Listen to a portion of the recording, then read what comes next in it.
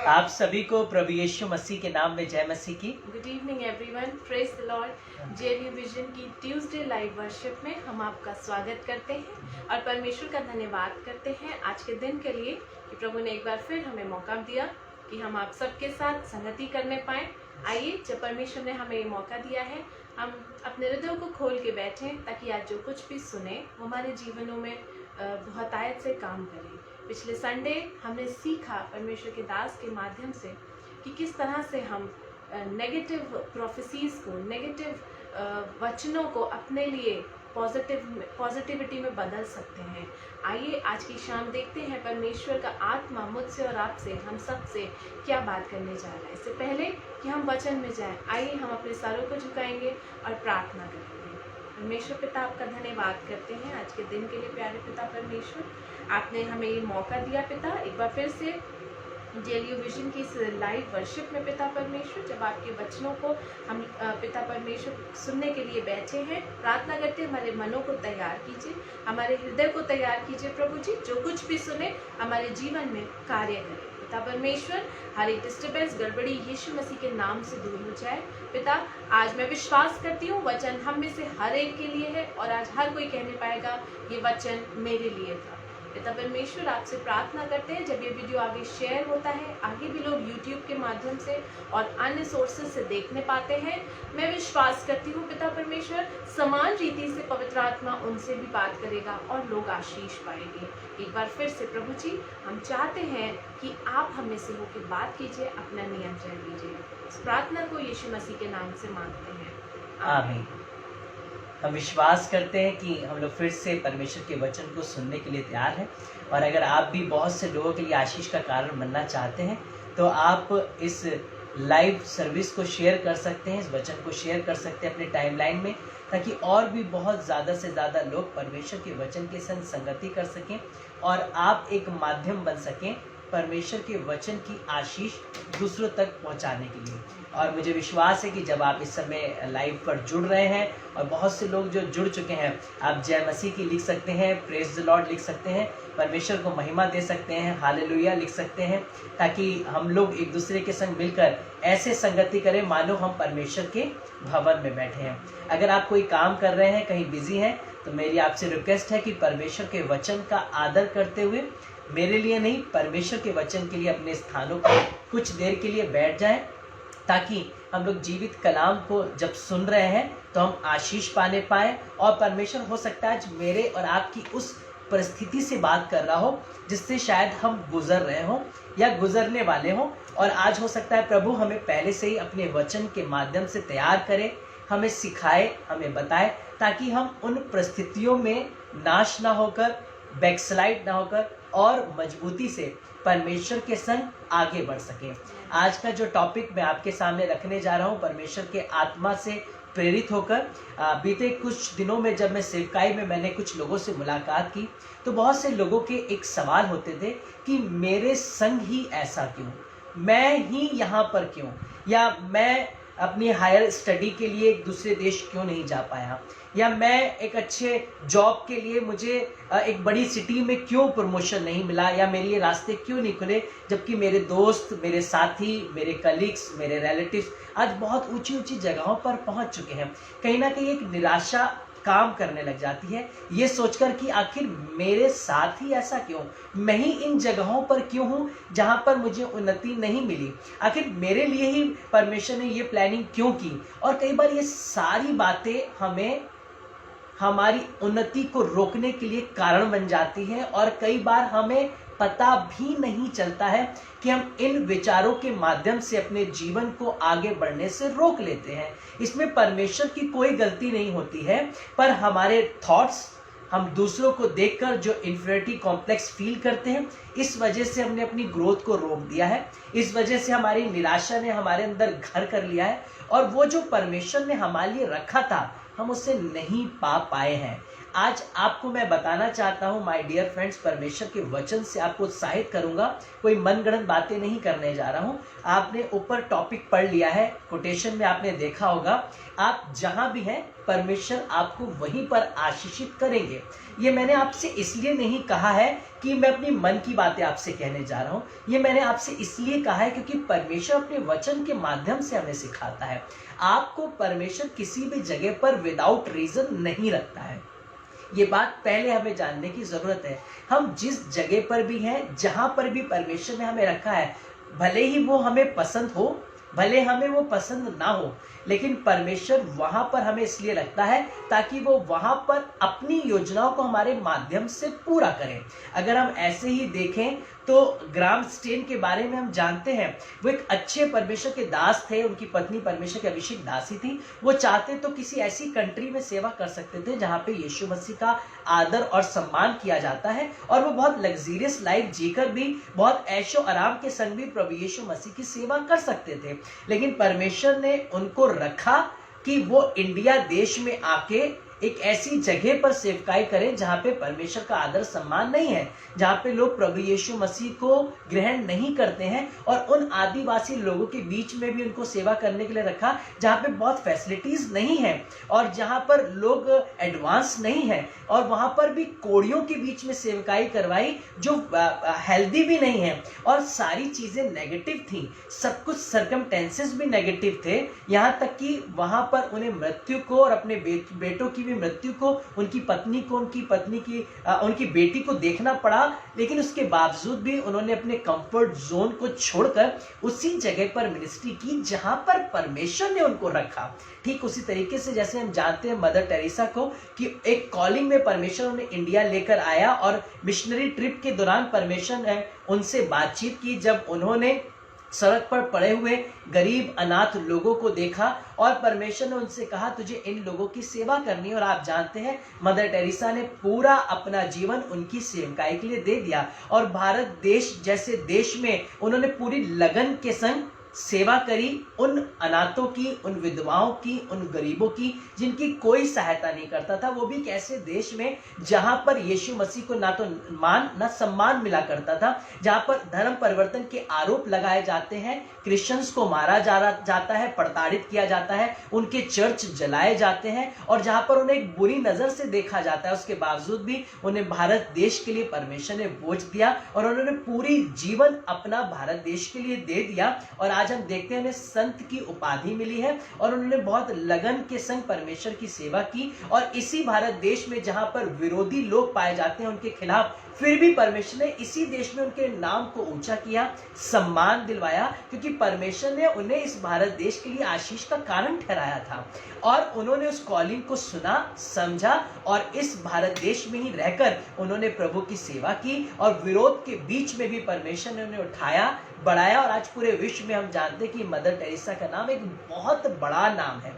वो भी बहुत से क्वेश्चन आंसर परमेश्वर से कर सकती थी, अपने सवालों और जवाबों को रखकर कह सकती थी कि आपकी ये मैं सेवा उस कंट्री में करूंगी जहां पर आपका सम्मान किया जाता है, जहां पर लोग आपके नाम के लिए प्रताड़ित नहीं करते हैं। वो अपने कंफर्ट जोन को खोज सकती थी और जा सकती थी, पर उन्होंने ऐसा नहीं किया, क्योंकि उन्हें परमेश्वर की आवाज के बारे में मालूम था, और उन्होंने इस देश में परमेश्वर की आवाज को सुनकर सेवा की, और आज उसका हम प्रतिफल देखते हैं। हम उन्हें एक आदर्श के रूप में, चाहे वो किसी भी धर्म जाति का व्यक्ति हो, आज उनका सम्मान करता है, उनको इज्जत देता है, उनको प्रेम करता है, और उनकी उस निस्वार्थ सेवा को आदर करता है।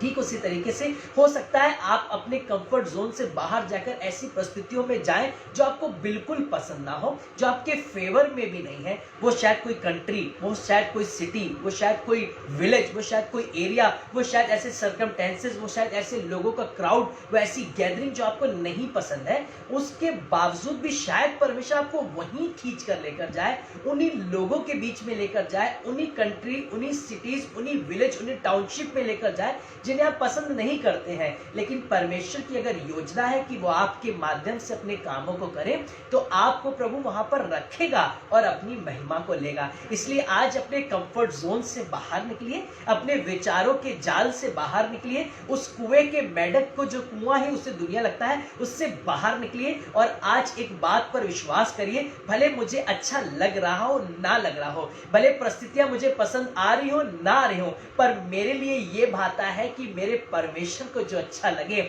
मैं वो करूंगा, मेरे परमेश्वर को जो भाए मैं वो करूंगी। परमेश्वर जिस हाल में, जिस देश में, जिस नगर में, जिस शहर में, जिस एरिया में मुझे रखे, मैं वहां पर परमेश्वर का धन्यवाद दूंगा, धन्यवाद दूंगी, क्योंकि मुझे पता है कि मेरे जीवन से परमेश्वर ने जो भी योजना रखी है। बहुत से लोग आज कहते होंगे कि आखिर मेरे जीवन से कोई योजना तो है नहीं, फिर मैं यहाँ पर क्यों हूँ? शायद वो एक ही आत्मा के लिए उसने आपको रखा हो सकता है मदर टेरेसा जैसा और ग्राहम स्टेन जैसी आपको सेवा नहीं दी हो, पर शायद एक ही स्पिरिट के अंदर आपको गॉस्पेल पहुंचाना हो, एक ही आत्मा तक आपको सुसमाचार देना हो, उसके लिए भी परमेश्वर आपको उस जगह पर रख सकता है। अगर आप कभी भी प्रेरितों के काम को पढ़ेंगे तो आपको पता चल जाएगा कि पौलुस बहुत से नगरों शहरों में इसलिए ले जाया गया ताकि वहां पर उन कलीसियाओं को मजबूत करे। शायद वो एक ही कलीसिया थी, शायद वहां पर कोई एक ही परिवार था, पर वो खींचा चला जाता था आत्मा की अगुवाई में और प्रेरित उन जगहों पर सेवकाई किया करते थे जहां पर भी परमेश्वर का आत्मा उन्हें लेकर जाया करता था। जबकि यीशु मसीह को पता था कि यहूदिया में उसका विरोध है, जबकि पौलुस को पता था कि यरूशलेम में उसका विरोध है, वहां पर वो मारा जा सकता है, फिर भी वो आत्मा के खिंचाए हुए वहां पर जाते थे। वो पौलुस ने यहां तक कह दिया कि मैं सिर्फ केवल कलेश उठाने तक नहीं परंतु मरने तक के लिए तैयार हूं ताकि परमेश्वर की इच्छा को पूर्ण करूं। इन्होंने अपने कंफर्ट जोन को, इन्होंने अपने शरीरों को, इन्होंने अपने प्राण को प्रिय, आत्मा को प्रिय नहीं जाना, इन्होंने परमेश्वर की कॉलिंग और आवाज को प्रिय जानने के खातिर मृत्यु तक को सहने के लिए तैयार हो गए। अगर आप पढ़ेंगे, अगर आप गूगल करेंगे तो आपको पता चलेगा कि यीशु मसीह के सेवक भी बहुत ही बुरी मृत्यु को सहन किया है और उनको भी बहुत बुरी बुरी मौतों का सामना करना पड़ा है, विश्वासियों को भी सामना करना पड़ा है, लेकिन इन्होंने परमेश्वर की आवाज को पूरा करने के लिए अपने प्राण दे दिए। किसी मनुष्य से लड़ाई लड़ने के लिए नहीं, परंतु अपने परमेश्वर की योजना पूरी करने के लिए, शैतान की ताकतों से लड़ाई लड़ने के लिए ये कुर्बान हो गए ताकि प्रभु का सुसमाचार उठाया जाए। इसलिए यीशु मसीह ने कहा, हे पिता, मैं ये चाहता हूं कि कटोरा टल जाए, फिर भी मेरी नहीं परंतु तेरी इच्छा पूरी हो।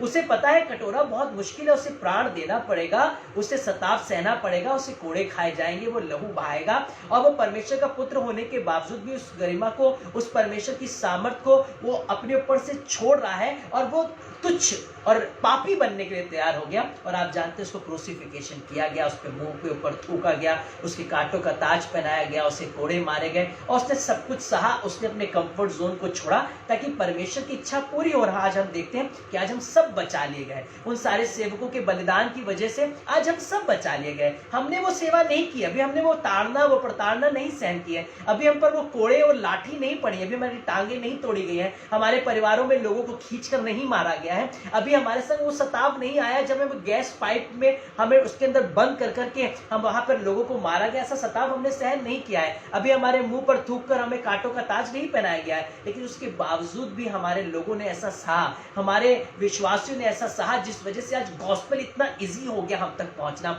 वरना ये गॉस्पेल बहुत मुश्किल था पहुंचना, बहुत सताव, बहुत प्रताड़ना, बहुत दुख सहन कर कर ये गॉस्पेल आज आपके पास पहुंचा है कि यीशु मसीह हमारे लिए मारा गया, गाड़ा गया, तीसरे दिन मुर्दों में से जी उठा और वही जीवित परमेश्वर है। शायद ये बातें सिर्फ बाइबल में इजराइल तक ही सीमित रह जाती और केवल वहां के कुछ तबके के लोग ही ये जान पाते हैं, लेकिन परमेश्वर ने ताड़ना देना अच्छा समझा ताकि हम तक परमेश्वर का गॉस्पेल आ सके। इसलिए आप जहां भी हैं, जिस हाल में भी हैं, आप विश्वास करिए प्रभु आपको वहीं पर आशीषित करेगा और वहीं पर बढ़ाने जा रहा है। आइए कुछ छोटे से वचनों को, कुछ हिस्सों को टच करेंगे और इसको और क्लियर करेंगे। हम परमेश्वर के वचन से निकालेंगे जेनेसिस 12 चैप्टर वर्स 1 to 3, उत्पत्ति की पुस्तक 12 अध्याय 1 आयत से 3 आयत तक। यहाँ पर हम जानते हैं अब्राहम के बारे में हम पढ़ेंगे।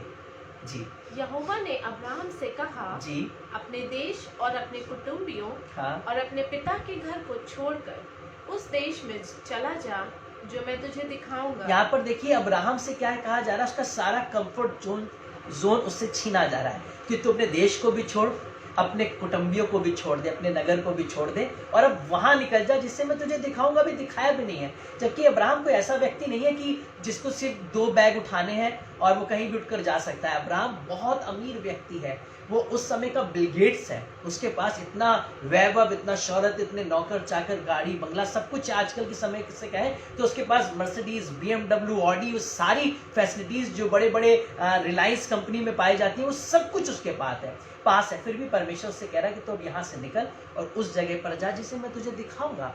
और अब्राहम ने आगे जानते क्या किया?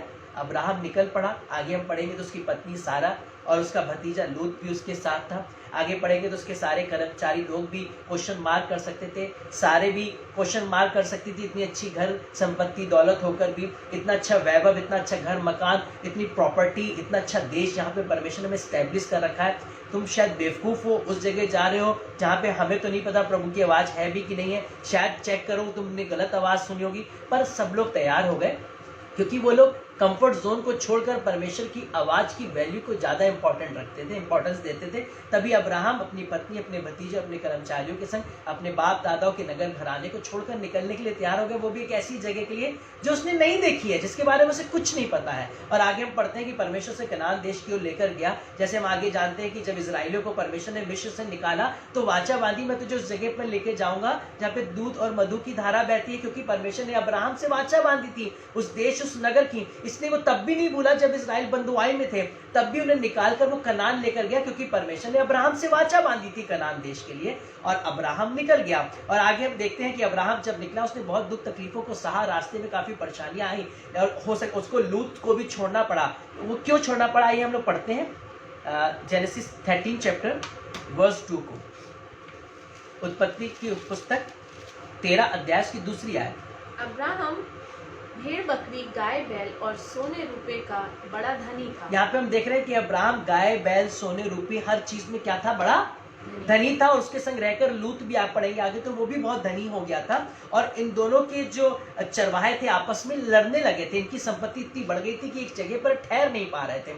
इसलिए क्या हुआ कि इन लोगों को अलग अलग जगहों पर जाना पड़ा, इसलिए क्योंकि इनकी संपत्ति, इनकी धन, इनकी शोहरत बढ़ती चली जा रही थी। इनको नगर छोड़ने के बावजूद भी परमेश्वर के वैभव को कम नहीं किया, इनके शोहरत को कम नहीं किया, इनकी प्रतिष्ठा को कम नहीं किया, परंतु और बढ़ाता चला गया। यहाँ तक कि लूत अगर साथ है तो लूत को भी परमेश्वर बढ़ाता चला गया। और आपने देखा अभी पढ़ाई कि ये लोग निकल आए उस नगर से, फिर भी परमेश्वर ने किसी भी भली वस्तु की इनको घटी नहीं होने दी। आगे आप जानते हैं कि अब्राहम को परमेश्वर ने कितना बढ़ाया, कितना आशीषित किया कि उसके तुल्य पूरी पृथ्वी पर दूसरा कोई भी नहीं पाया गया। परमेश्वर ने उसे आशीषित भी किया और आज हम भी अब्राहम के वंश से जुड़ गए और आज हम भी उन आशीषों को पा रहे हैं। तो मैं आज आपको बताना चाहता हूं कि अब्राहम स्टेप ना लेने के लिए हजारों बहाने निकाल सकता था, पर इतना बड़ा धनाढ्य व्यक्ति होने के बावजूद भी, इतना रिच होने के बावजूद भी उसने स्टेप लिया और आगे बढ़ा। आज हो सकता है अपने फ्रेंड सर्किल में, अपनी फैमिली लाइफ में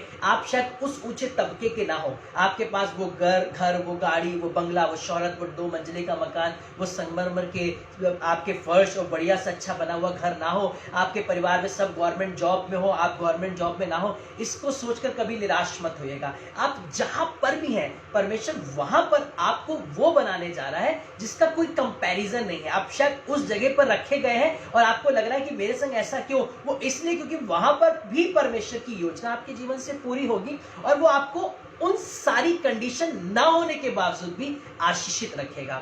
आपके जीवन में किसी भी भली वस्तु की घटी नहीं होने देगा। वो आपके बच्चों की पढ़ाई लिखाई में, आपके फाइनेंस में, भले आपके पास खुद का ना हो, ओन ना हो, फिर भी वो आपको ऐसे रखेगा जैसे वो आपका ही है। आपको ब्लेस करेगा, आपके सर पे छत रखेगा, आपके घर की, आपके बच्चों की, आपके परिवार की अच्छे से अच्छे आवश्यकताओं को पूर्ण करेगा। और अगर आप ईमानदार, खरे और सच्चे बने रहे, बिना क्वेश्चन मार्क के आप परमेश्वर के संग चलते रहे, तो 110% आप अब्राहम की तरह आशीषित होंगे, आप लूत की तरह बढ़ाए जाएंगे। और मैं विश्वास करता हूँ कहीं ना कहीं परमेश्वर किसी से आज बात कर रहा है। यहाँ तक कि आगे अगर अब्राहम से आप चर्चा करेंगे तो पता चलेगा अब्राहम ने लूत से ये तक कह दिया कि तू जिस जगह को चाहे उसे तू ले, मैं वो जगह छोड़कर तेरे अपोजिट डायरेक्शन में जाऊंगा। और लूत ने जो तराई पसंद की, अब्राहम ने वो जगह छोड़कर उसके अपोजिट डायरेक्शन में बढ़ गया। जबकि लूत ने बेस्ट पार्ट ले लिया था, तराई की जगह ढूंढ ली थी जहां पर अच्छे से फसल उग सकती थी, चरवाहे, उसके लोग, उसके गाय बैल बहुत अच्छे से खा पी सकते थे। पर अब्राहम को वो जगह नहीं मिली जो बेस्ट थी। फिर भी अब्राहम जिस जगह भी गया, परमेश्वर ने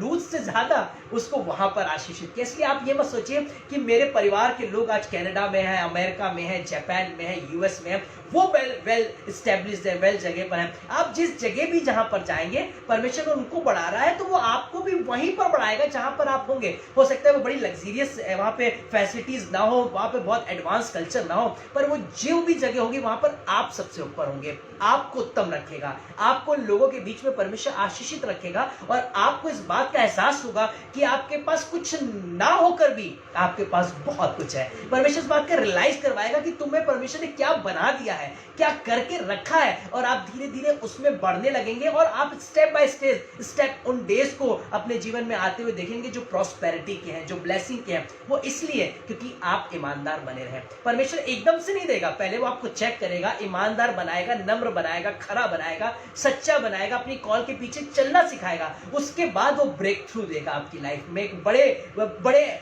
ब्लेसिंग को आपकी लाइफ में ऐसे उंडेल देगा बाढ़ के समान, आप समझ भी नहीं पाएंगे। और शायद बहुत से लोग जो कमा कर नहीं कर पा रहे होंगे, वो आप परमेश्वर के मार्ग पर चलकर पा पाएंगे। मैं आपसे ये श्योरिटी के संग कह रहा हूं, क्योंकि मुझे विश्वास है कि परमेश्वर का वचन झूठा नहीं, सच्चा है, ताया हुआ है, खरा है, और वो जो भी कहता है वो विश्वास के योग होता है और वो पूरा करता है। आइए हम लोग पढ़ेंगे इसके बाद दानियेल की पुस्तक, दानियेल 3 जी, और उसकी 29 और 30 को पढ़ेंगे, बड़े ध्यान से पढ़ेंगे जी। दानियेल 3 उसकी 29 और 30।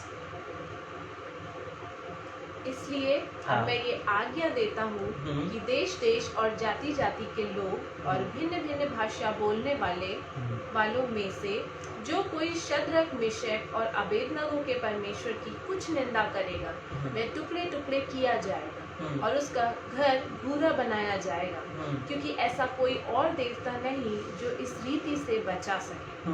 तब राजा ने बेबीलोन के प्रांत में शद्रक, मेशक, अबेदनगो का पद और ऊंचा किया। क्या कर दिया? उनका पद को ऊंचा किया। आप जानते हैं, जब दानियेल की पुस्तक को पढ़ेंगे तो आपको पता चलेगा शद्रक, मेशक, अबेदनगो, दानियेल, ये सारे बंधुआई में लाए गए थे और ये गुलाम थे, ये गुलामी के लिए लाए गए थे। लेकिन परमेश्वर ने क्या किया? इनको इतनी बुद्धि, इतनी रौनक इनके चेहरे पर दी, इतना वैभव इनको दिया कि वहां के नबूकदनेस्सर राजा के सामने जितने भी और लोग थे, उन सब में सबसे ज्यादा खूबसूरत, सबसे ज्यादा रूपवान, सबसे ज्यादा बुद्धिमान शद्रक, मेशक, अबेदनगो और दानियेल निकले। और इनको परमेश्वर ने ऊंचे ऊंचे पदों पर एक ऐसी जगह पर रखा जहां पर लोग यहोवा परमेश्वर को नहीं जानते थे, ना मानते थे, और परमेश्वर यहोवा के विरुद्ध में थे। इसीलिए इनको आग के भट्टे में डाला गया, क्योंकि इन्होंने अपने परमेश्वर के विरुद्ध किसी और जगह सर को नहीं झुकाया, इन्होंने उपासना नहीं की।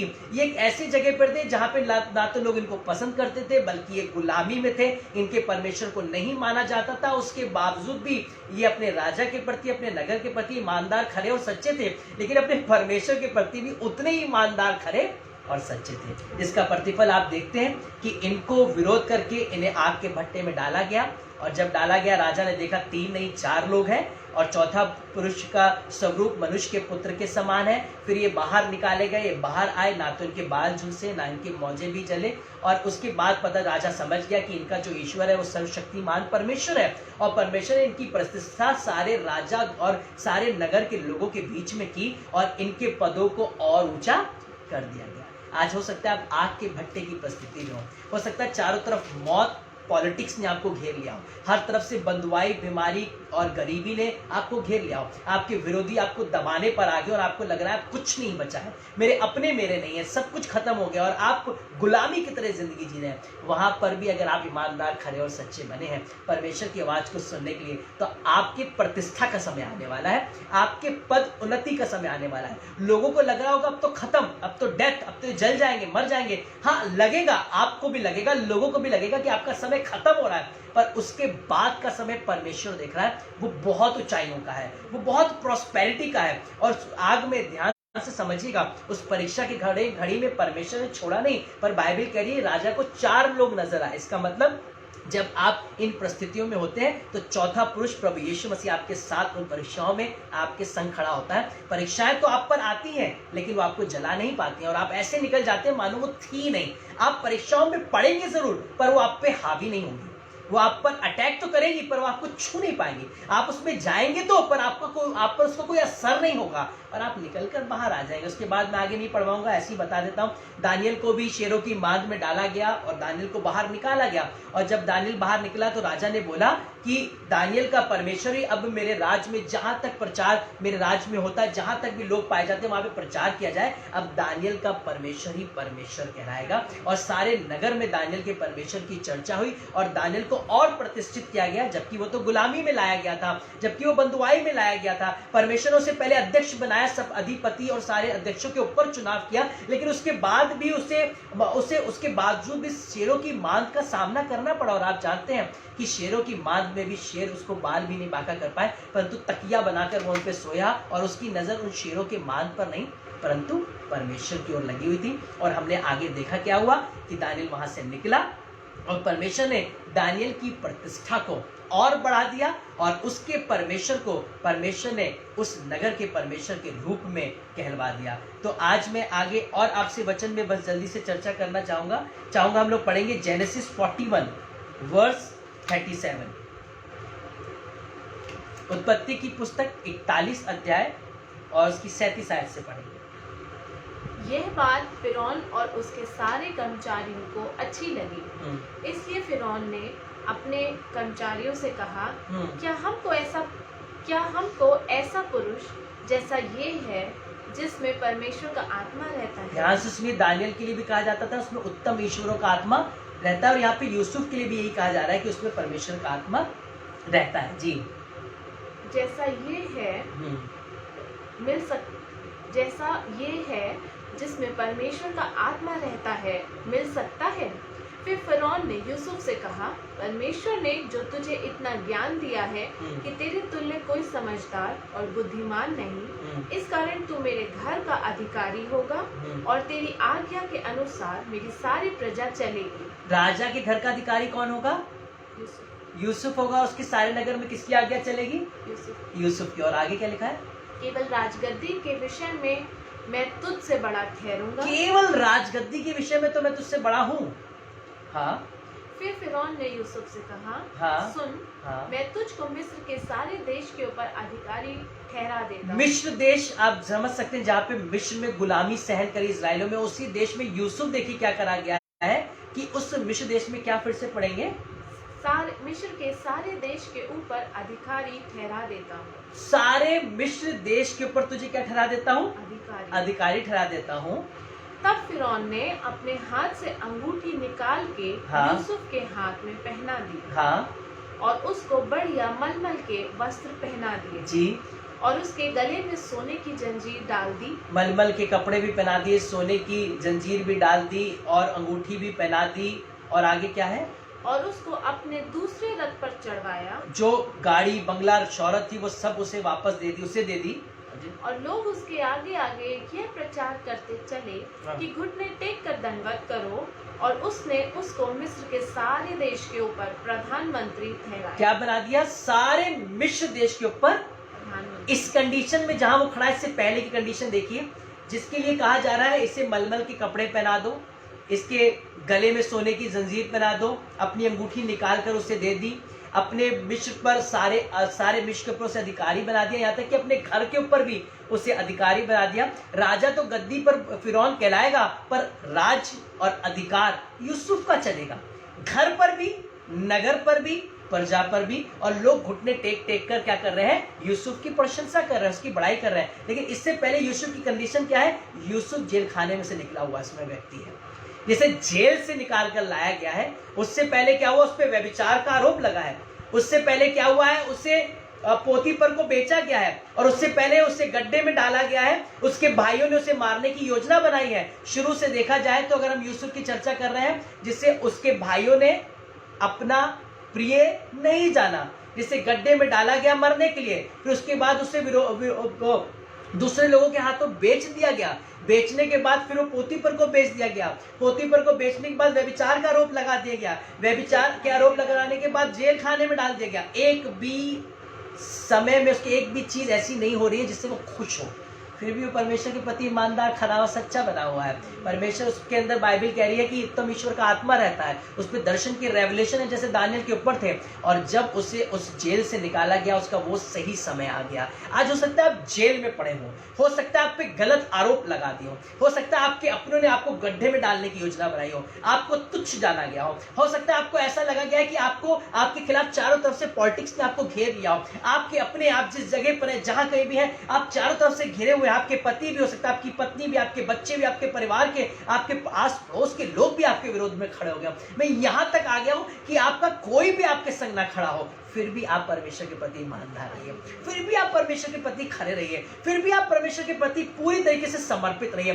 कुछ भी अच्छा ना हो, आपके अपने आप के विरोध हो गए हो, आप यूसुफ की तरह ईमानदार बने रहिए। जेल में पड़े पड़े भी परमेश्वर का गुणानुवाद करते रहिए। आरोप व्यभिचार का लग भी जाए तो भी धन्यवाद दीजिए, प्रभु दुनिया चाहे कुछ भी क्यों ना कहे, पर मैं अगर निष्कलंक हूं, निष्पाप हूं, तो मैं आपका धन्यवाद देता हूं। आपका जानना, आपका मानना जरूरी है। आपकी नजर में अगर निर्दोष हूं, मैं मर भी जाऊं दुनिया की नजर में, लोग मुझ पर विरोध पाप लगाकर मुझे मार भी डालें, लेकिन उसके बावजूद मुझे कोई परवाह नहीं, क्योंकि मैं आपकी नजर में निर्दोष ठहरना चाहिए। तभी दानियल ने भी क्या बोला, हे राजा, मैं तेरे और परमेश्वर दोनों की नजर में निर्दोष ठहरा हूं, इसलिए परमेश्वर उसे बचा लिया। ठीक उसी तरीके से यूसुफ को कोई परवाह नहीं, उसके भाई क्या कहते हैं, उसके पिता, उसके लोग क्या कहते हैं, उसके मालिक ने व्यभिचार का आरोप लगा के क्या कहा, उसे इस बात की परवाह है कि वो परमेश्वर के प्रति ईमानदार है, और उसे किसी बात की परवाह नहीं। उसका फल क्या हुआ, उसे इतनी विपरीत परिस्थितियों का सामना करने के बावजूद भी उसका राइट प्लेस आ गया। जहां पर उसे जेल मिल रही है, वो जेल नहीं, उसके लिए वो प्रधानमंत्री की पोस्ट बन रही है। आज आपको लग रहा है कि आप सबसे नेगेटिव जगह पर हैं, आप जेल फेस कर रहे हैं, वहीं पर परमेश्वर आपको प्राइम मिनिस्टर बनाने जा रहा है, वहीं पर परमेश्वर आपके इंक्रीमेंट को करने जा रहा है, वहीं पर परमेश्वर आपकी प्रतिष्ठा को बढ़ाने जा रहा है, वहीं पर परमेश्वर सारे नगर, सारे लोगों के बीच में आपको ऊंचा उठाने जा रहा है। और वही भाई जो आपके पीछे आपको मारना चाह रहे थे, वो पीछे पीछे आपके पास आ रहे हैं, और अब आप उनके ऊपर राजा बन गए हैं। वही लोग जिन्होंने आपको बेचा था, आपको मारने की योजना बनाई, वो आपके सामने घुटने टेक रहे हैं, क्योंकि परमेश्वर ने आपकी प्रतिष्ठा को बढ़ा दिया है। आज अपनी जिस जगह पर है वहां पे कुड़कुड़ाए नहीं, बुड़बुड़ाए नहीं, उंगली ना उठाए परमेश्वर पे, मेरे संग ऐसा क्यों, मेरे साथ ऐसा क्यों, मेरे परिवार के संग ऐसा क्यों, मेरे बच्चों के संग ऐसा क्यों, क्योंकि आप अभी तक जान ही नहीं पाए कि परमेश्वर वहीं आपको बढ़ाने जा रहा है। इसलिए आप हिम्मत पहले ही हार चुके हैं, इसलिए आप वो नहीं पा रहे जहां पर आपको होना था। आपको वहां पर परमेश्वर पहुंचाने जा रहा है जो बेस्ट प्लेस है। उसके लिए आप पूरी तरीके से परमेश्वर पर निर्भर हो जाइए, और कुड़कुड़ाइए, बुड़बुड़ाइए नहीं, परमेश्वर का धन्यवाद दीजिए और ईमानदारी के संग अपने कामों को करिए। आपका राइट प्लेस, आपकी राइट पोजीशन, और आपको परमेश्वर प्रतिष्ठित करने जा रहा है, वो राइट प्लेस आपके पास आने वाला है। वो परमेश्वर का राइट टाइम आपकी लाइफ में आने वाला है, जिसमें परमेश्वर आपको बढ़ाने वाला है। आइए, बस मैं आपसे इतना ही कहना चाहता हूं कि आज आप जहां भी हैं, जिस हाल में भी हैं, जिस जगह पर हैं, आप इसे बाय चांस मत समझिए, परमेश्वर की योजना ही है, वो आपको बढ़ाने जा रहा है। आइए अपनी आंखों को बंद करें। प्रभु, आज हम प्रार्थना करते हैं, प्रभु हर एक व्यक्ति, हर एक सुनने वाला आज प्रभु जो निराश है अपने लिए, अपने परिवार के लिए, अपनी परिस्थितियों को देखकर, अपने बच्चों को देखकर, अपने फाइनेंसेस को देखकर, अपनी फैमिली लाइफ को देखकर, प्रभु आज वो निराशा निकले और वो जानने पाए कि उनका राइट टाइम आने वाला है, वो राइट प्लेस पर पहुंचने वाले हैं, राइट पोजीशन उन्हें मिलने वाली है, राइट इंक्रीमेंट उनके पास आने वाला है, क्योंकि परमेश्वर का नियत समय उनके जीवन में आने वाला है। परमेश्वर एक को सिखाइए ईमानदार रहना, खरा सच्चा जीवन जीना, और हर कोई आप पर पूरी तरीके से निर्भर होकर आपकी नजर में प्रभु निर्दोष बन सके। मनुष्य क्या कह रहे हैं, लोग क्या कह रहे हैं, उस पर हमारा ध्यान नहीं, परमेश्वर क्या कह रहा है उस पर हमारी दृष्टि होनी चाहिए। यही कहने वाला आज विश्वासी बने, मेरी नहीं पिता तेरी इच्छा पूरी हो। प्रभु हर एक को ब्लेस करते हैं, एनॉइंट करते हैं। आज सारे आंसू पोंछे जाएं। अगर किसी की हाई स्टडी रुक गई है, किसी के प्रमोशंस रुक गए हैं, किसी को अगर आज जॉब नहीं मिल रही है, किसी का बिजनेस लॉस में जा रहा है, कोई अपनी फैमिली लाइफ में डिस्टर्ब है, प्रभु यीशु मसीह आज हम प्रार्थना करते हैं उनकी परिस्थितियां बदल जाए, वो राइट ब्लेसिंग राइट टाइम में उनकी लाइफ में आ जाए, और प्रभु उनके विश्वास भी दृढ़ हो जाए, और वो ये कहने पाए परमेश्वर ना भी बचाए शद्रक मेशक अबेदनगो की तरह, तो भी मैं झुकूंगा नहीं, तो भी मैं परमेश्वर का गुणानुवाद और धन्यवाद करूंगा। जैसे यूब ने कहा, जिसने दिया उसने लिया, उसका धन्यवाद। प्रभु यीशु मसीह के नाम में आज हम अनॉइंट करते हैं, हर एक एग्जामिनेशन आज खत्म होने पाए, हर एक परीक्षा की घड़ी आज हटने पाए। और प्रभु यीशु मसीह किसी को अब्राहम की तरह, तो किसी को लूत की तरह, किसी दाऊद की तरह, किसी को शद्रक मेशक अबेदनगो की तरह, किसी को दानियल की तरह, तो किसी को यूसुफ की तरह प्रभु यीशु मसीह आज बढ़ाइए, प्रॉस्पर करिए और अपनी महिमा प्रकट करिए। हर एक बीमारी भी छोड़कर जाए, हर एक निराशा भी छोड़कर जाए, हर एक इन्फिनिटी कॉम्प्लेक्स आज छोड़कर जाए, हर एक डिप्रेशन टेंशन छोड़कर जाए, हर एक पैनिक अटैक छोड़कर जाए, हर एक प्रकार की निराशा छोड़कर जाए। और आज हर कोई कहने पाए, मेरा सही समय आ रहा है, मेरे परिवार का सही समय आ रहा है, मेरे बच्चों का सही समय आ रहा है। अगर कोई आज सेवा में है, मिनिस्ट्री में है और सही मिनिस्ट्री नहीं चल रही है, आज प्रभु उनको बताइए कि आपने उनको मिनिस्ट्री में क्यों बुलाया है, किस योजना के लिए बनाया है। प्रभु अपनी सही कॉलिंग को जान सकें प्रभु, और बिल्कुल निर्दोष और पिता ईमानदार खड़े और सच्चे बनकर आपकी सेवा में आगे बढ़ सकें, ताकि उनकी मिनिस्ट्री सफल हो सके। और अगर किसी की कॉलिंग मिनिस्ट्री की नहीं थी, फिर भी वो मिनिस्ट्री में है, तो प्रभु आप उसको राइट प्लेस पर लेकर जाइए, जहां पर जिस जगह आपने उसको सेवा के लिए रखा है। प्रभु यीशु मसीह के नाम में आज हम प्रार्थना करते हैं, हर कोई ये ना सोचे कि मुझे केवल गॉस्पेल प्रीच करने के लिए प्रोफेट या पास्टर बनना है। प्रभु यीशु मसीह कोई बिजनेसमैन बनकर भी गॉस्पेल शेयर कर सकता है, कोई हायर जॉब पाकर भी गॉस्पेल शेयर कर सकता है, कोई प्रभु यीशु मसीह ऊंचे ऊंचे स्थानों पर पहुंचकर भी आईजी और डीआईजी बनकर भी, पीएम बनकर भी आपके गॉस्पेल को शेयर कर सकता है। आज लोगों के अंदर प्रभु ये भूख डालिए कि वो ऊंचाइयों पर पहुंचे, प्रतिष्ठा को पाए परमेश्वर की महिमा के लिए, उसके नाम को ऊंचा करने के लिए, और अपने राइट प्लेस को परमेश्वर की आवाज सुनकर पा सके। हर एक निराशा छोड़कर जा रही है, हर एक आंसू आज पोंछे जा रहे हैं, और एक अद्भुत शांति हर एक के हृदय में काम कर रही है। Right place in the name of Jesus, right blessing right time पर हर एक के जीवन में क्लेम करते हैं, यीशु मसीह के नाम में, आमीन। हम विश्वास करते हैं कि आज आपसे और मुझसे प्रभु यीशु मसीह ने बात की है, और आने वाले दिनों में हम इसके रिजल्ट को देखने जा रहे हैं। ईमानदार खड़े और सच्चे बने रहिए, निराश मत होइए, उंगली मत उठाइए परमेश्वर पे, आप सही जगह पर हैं और वहीं पर प्रभु आपको बढ़ाने जा रहा है। प्रभु आप सबको आशीष दे, सबको जय मसीह की। God bless you.